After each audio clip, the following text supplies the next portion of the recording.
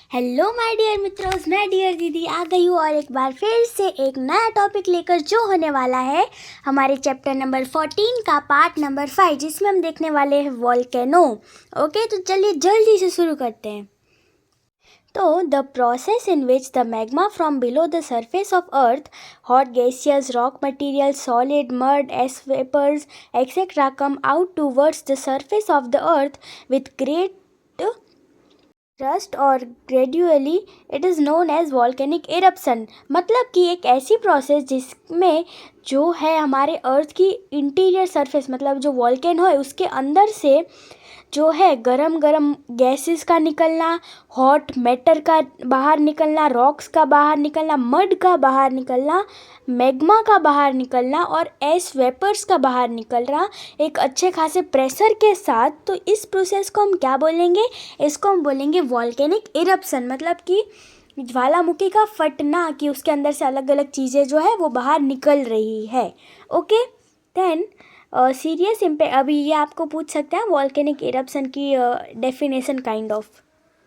फिर serious impact is felt during as well as after a volcanic eruption. अभी देखो, volcano फटता है तब और उसके बाद भी उसका सीरियस इफेक्ट रहता है, क्योंकि देखो जब फटा तब तो वो पूरा लावा मैग्मा बाहर है, तो वो तो बहुत ज़्यादा डिस्ट्रक्टिव होगा।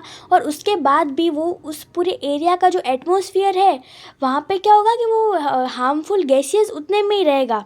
तो उसके कारण हमें ब्रीदिंग में प्रॉब्लम हो सकती है और वो हेल्थ के लिए भी अच्छा नहीं होता है, इसीलिए। ठीक है। फिर disaster management is necessary in area of active and dominant volcanoes.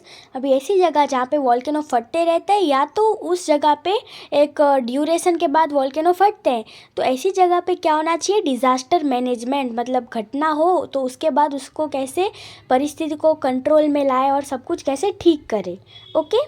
फिर as soon as the signs of an eruption are sense the administration becomes alert. देखो, अब जब भी ऐसा लगे कि वॉल्केनो इरप्शन होने वाला है तो उस पर्टिकुलर एरिया का एडमिनिस्ट्रेशन जो होगा, मतलब जो बोलता है कि जो रेडियो से या तो जान करवाता है कि अभी यहाँ पे ये जगह सेफ़ नहीं है तो आपको जल्दी से कहीं और शिफ्ट होना, और ये सारा जो एडमिनिस्ट्रेशन है वो अलर्ट हो जाता है जब भी कोई नॉलेज आती है, इन्फॉर्मेशन आती है कि ये कुछ दुर्घटना होने वाली है। फिर it is not easy to inform people who lived scattered or in group in mountain area near a volcano।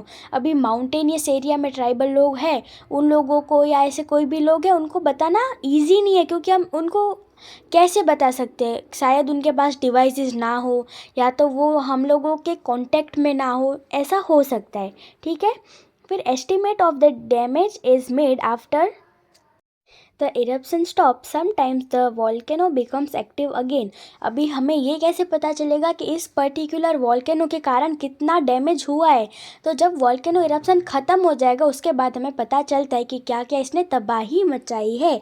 और तो और क्या होता है कि काफ़ी वॉल्केनो पहले फटते हैं और फिर थोड़े टाइम बाद दोबारा से फटते हैं, तो ऐसा भी होता है। ओके, अब हम देखते हैं safety measure to be taken during volcano eruption. मतलब क्या सेफ्टी हमें रखनी चाहिए? तो पहला है follow the order of administration at the time of eruption. अभी ऐसा नहीं करना है कि मेरे घर के थोड़ा दूर में वॉल्केनो है और वो फटा तो मैं पहले देखूँ क्या यार कैसा दिखता है वॉल्केनो। ऐसा नहीं करना है। जैसे ही आपको सेफ्टी ऑर्डर्स आए तो आपको तुरंत उस जगह से चले जाना है और जो भी ऑर्डर्स हो उनको फॉलो करना है। ठीक है। Stay as much as away possible from the site of eruption. देखो, जो इरप्शन की साइट है उससे जितना हो सके उतना दूर आपको रहना है। फिर avoid watching the eruption very closely with naked eyes, क्योंकि काफ़ी बार क्या होता है वो गैसेस इतने ज़्यादा हार्मफुल होते हैं तो वो हमारी आँखों को बहुत ज़्यादा डैमेज कर सकते हैं। इसलिए उसको कभी भी नेक्ड, मतलब कि नंगी आँखों से नहीं देखना है और देखना ही नहीं है। उस जगह से भाग जाओ यार, ऐसा थोड़ी करते हैं। ठीक है। तो आज तो हमारा बहुत छोटू सा टॉपिक था। अब हम मिलेंगे कल एक नए टॉपिक के साथ जो होने वाला है लैंडस्लाइड। तब तक के लिए माय डियर मित्रों, take care and bye bye.